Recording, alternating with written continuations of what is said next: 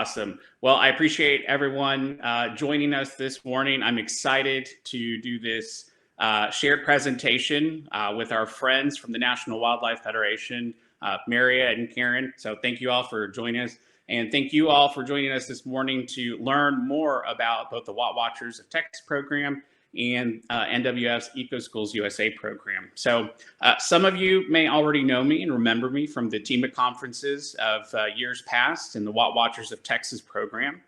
So I'm excited to share some more updates and details. Since January, we've actually done a tremendous amount of work, both within the program and on the website. So we'll go over that today. In case you're not familiar with the WattWatchers of Texas program, so the original program actually began in 1985. It was a collaboration between a teacher in Galveston ISD and the University of Texas at El Paso.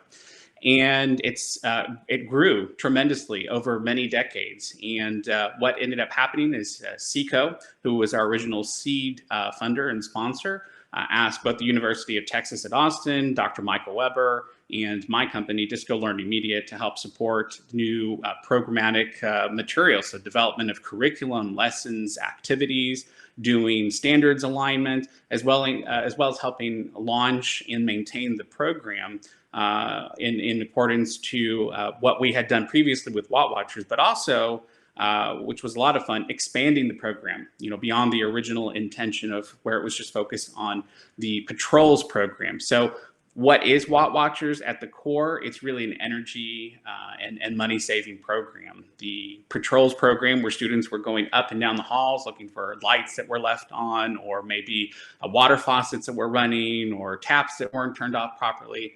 That was the original intent starting in 1985. But in 2018, we were able to relaunch the program in a digital format. So the WattWatchers of Texas website today, which has grown the program tremendously as a result, both in terms of the reach and the amount of content that we have available. So what is WattWatchers today? Well, as of now, so the Super Patrol programs are, of course, still saving money for schools and for school districts. We now have over 125 different TEKS-aligned activities, and both in English and Spanish, which is really key.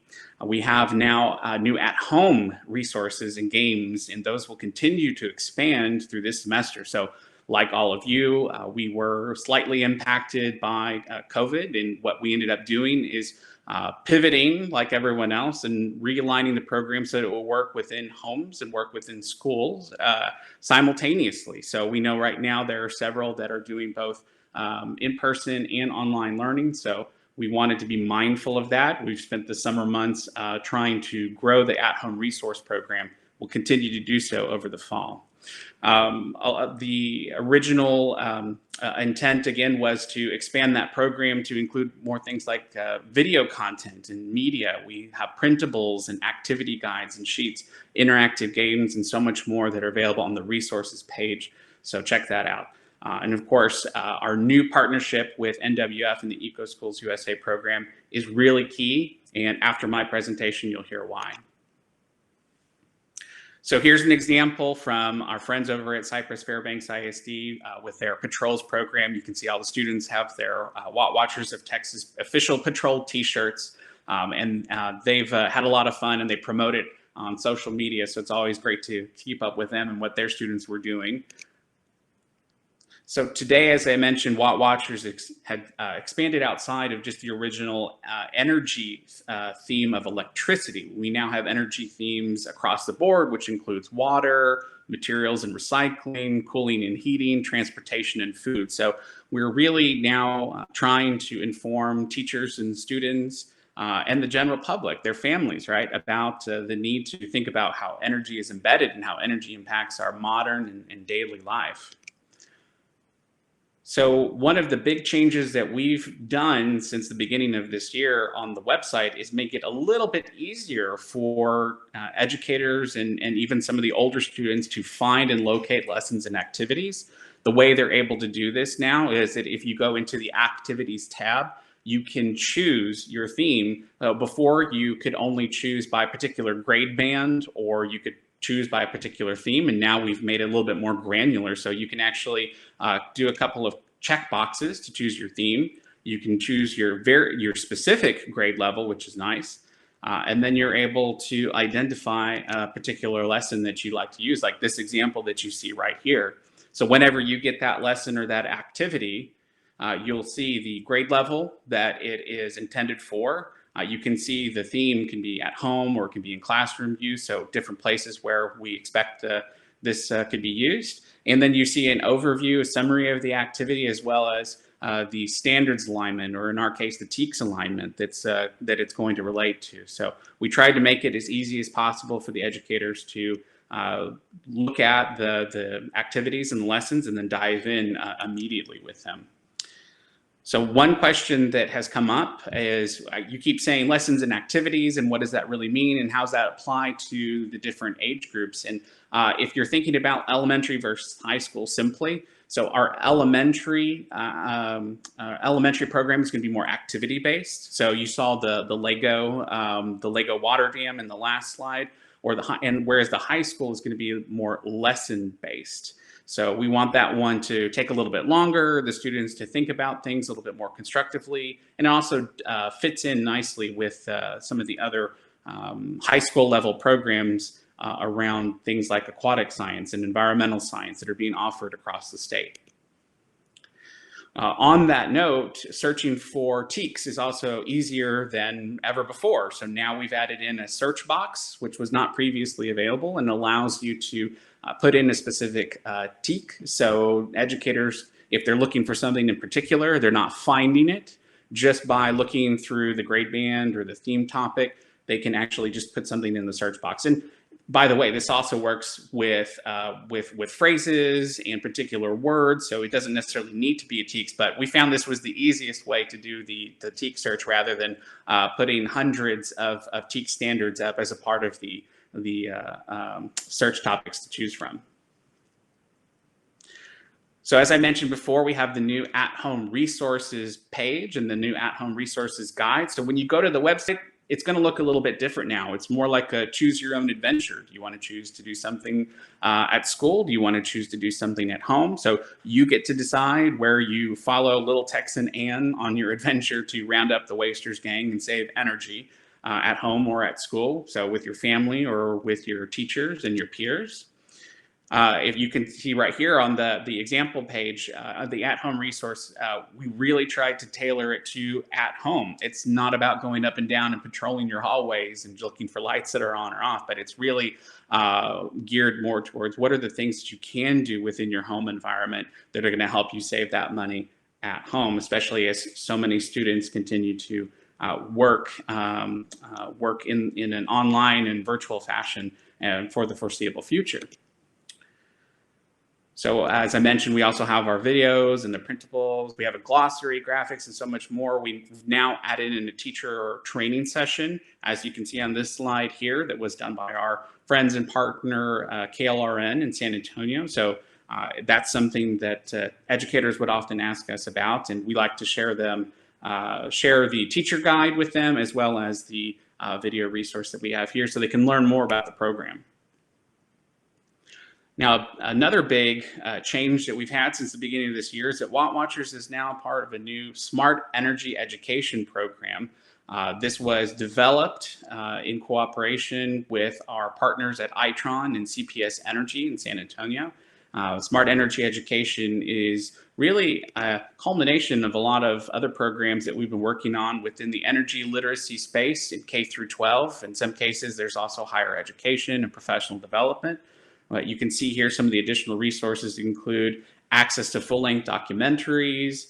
We have an energy industry career video series called Hidden Heroes. We have games with Minecraft education, discovery education, PBS learning media, and much more. And we'll continue adding to that over the course of the next year. So a lot of great additional resources that are available on smart energy education, and they're interconnected with the WattWatchers program. All right, with that, I'm going to turn it over to Maria and Karen to talk about our partnership with the National Wildlife Federation. This is a great program, and was so excited that we were able to partner and team up on this one. And thank you for your time, and look forward to catching up with you all. And if you've got any questions, right, we'll chat after this.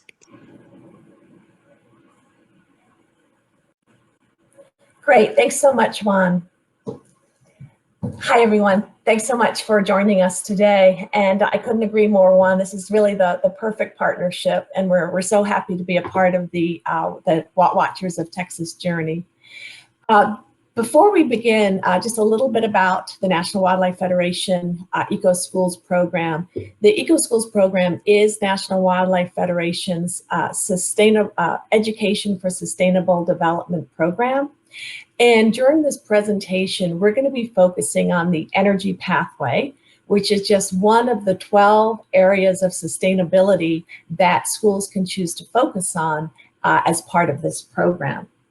And before we get going, I will say just a little bit about the National Wildlife Federation.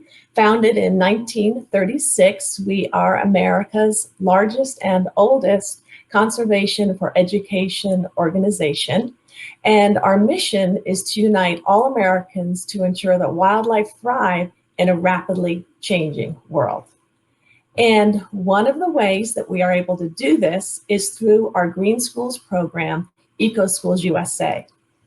EcoSchools USA empowers students to constructively and creatively address present and future global challenges and to create more sustainable and resilient societies. It is successful because it is student-driven, project-based, and helps schools connect to their community. As students engage in conservation activities, the campus and the school district ultimately see financial savings. And because students' learning is hands-on and relevant to their lives, we also see academic improvement. EcoSchools USA is part of the International EcoSchools program, which was founded in 1994 by the Foundation for Environmental Education. It is well established in over 59,000 schools in 68 nations, and National Wildlife Federation became the host for EcoSchools in the United States in around 2008, I believe. And we now have over 5,400 registered schools in the US, with over 400 in Texas. Key components of the EcoSchools program that really help to make it successful and a truly sustainable program are the 7-step framework, the sustainability pathways, and also the fact that it is an awards-based program. So looking at the 7-step framework first, once a school adopts the 7-step framework, they have a structure in place and a process to successfully engage students, staff, and the community in helping change the culture on their campus to one of sustainability. The steps include creating the Eco Action Team, which is the driving force that helps to lead the sustainability work. It is made up of teachers, students, and facility personnel and community volunteers. The environmental audit is the pre and post audit for any given pathway, which helps schools gather baseline metrics to inform their action plan so they know how to move forward. And the post metrics, which help them measure their success and their progress made. Schools also link to the curriculum to infuse sustainability work into their classroom and also into their required learning objectives. And they involve the community in their projects and celebrate their success with their communities. Finally, the last step of the 7-step framework is the Eco Code. And you can see 2 examples of the EcoSchools code to the right of the screen. One is from a high school, the first one in yellow here, Keep It Green from Lanier High School in Austin, Texas. It says, keep it green, pride in our school, respect for the planet, responsibility for the future. And the one on the right is a nice example from an elementary school. It is supposed to represent a traffic light. So stop, think, green. These are the 12 sustainability pathways in the EcoSchools program. And schools really do like the flexibility of the EcoSchools program. We don't require that schools follow any one of these pathways. It is entirely up to what is appropriate for their campus and their campus needs. And it's a fun process because students can be involved in electing which pathway to follow.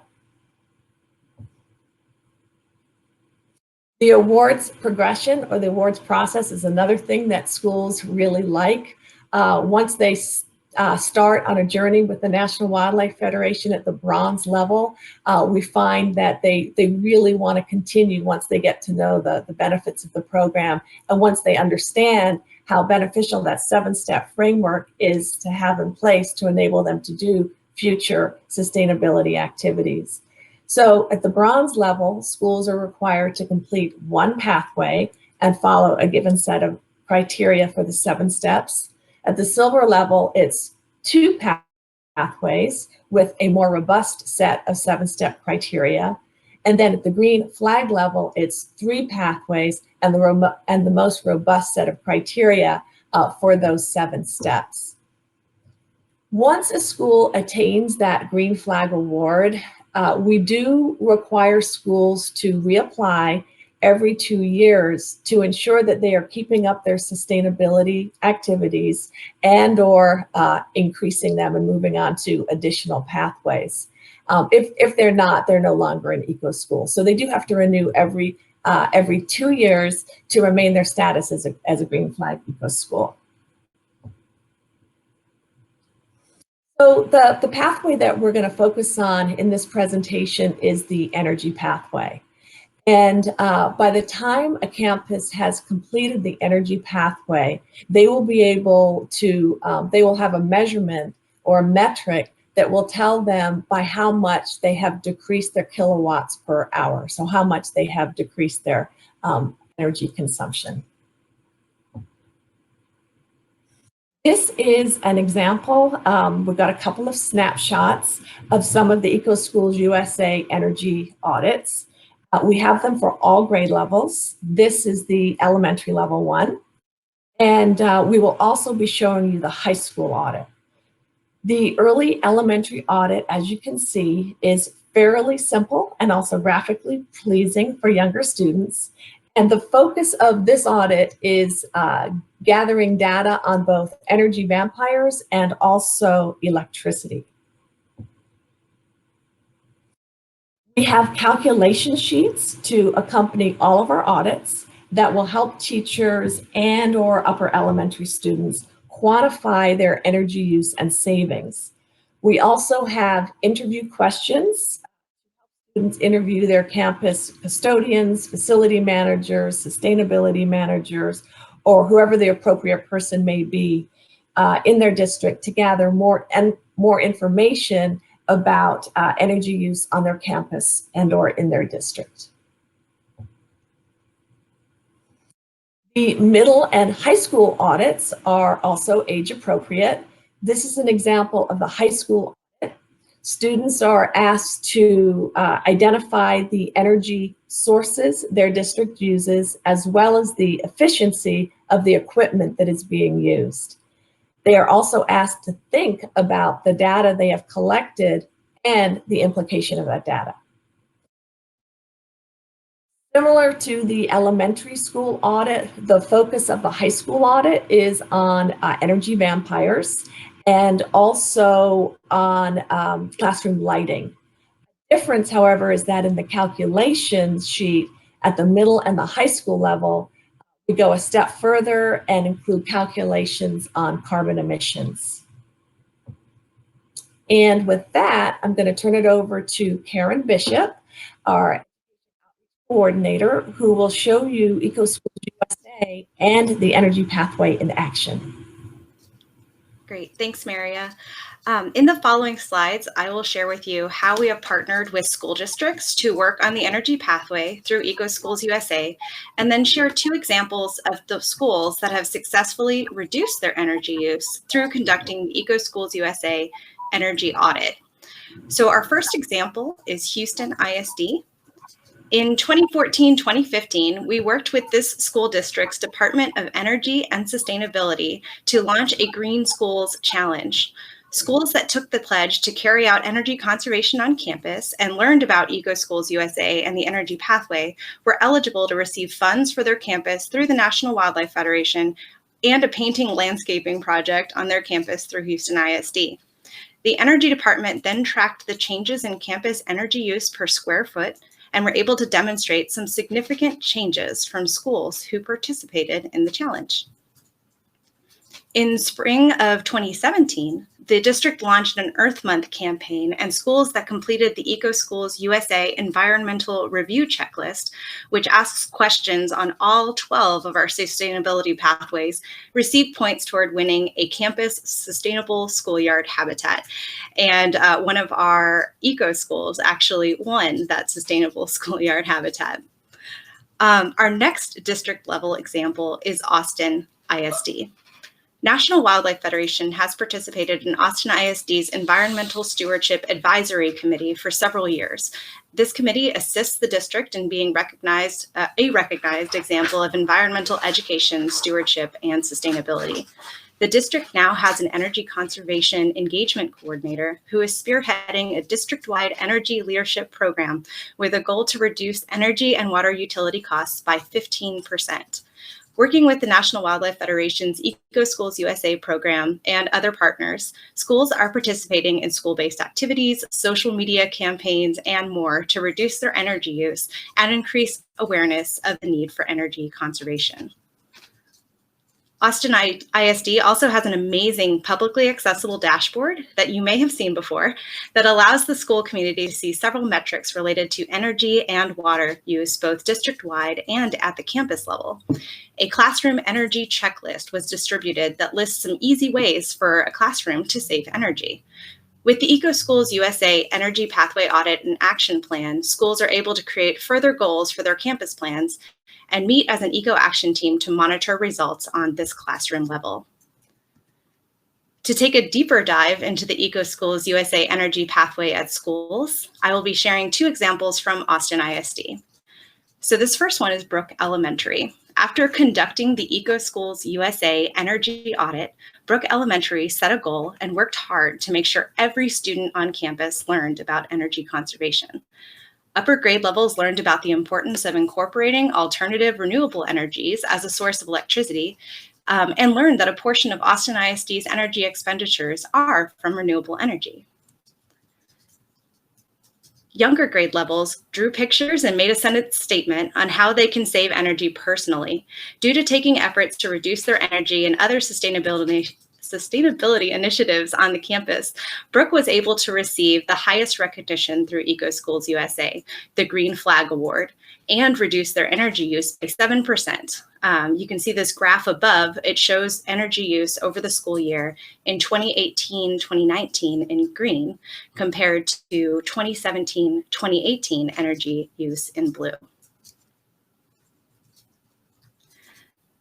Then Eastside Memorial High School launched an Adopt a Teacher campaign as part of the energy action plan they were carrying out, and worked with 10 staff members at the school to reduce energy use by over 11,000 kilowatts.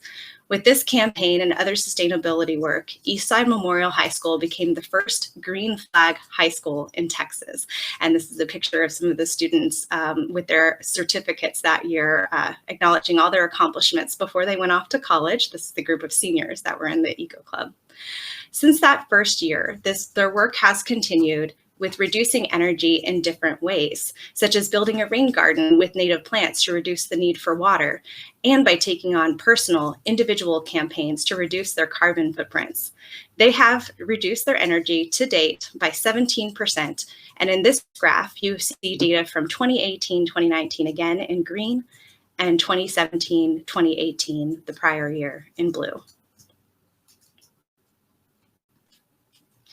I hope these examples have shown you how EcoSchools USA empowers youth, teachers, and district staff to work together toward energy reduction efforts. This is our website where you can learn more and access in-depth versions of all of our pathway and audit materials. Thank you, and we are happy to answer any questions you have about WattWatchers and EcoSchools USA.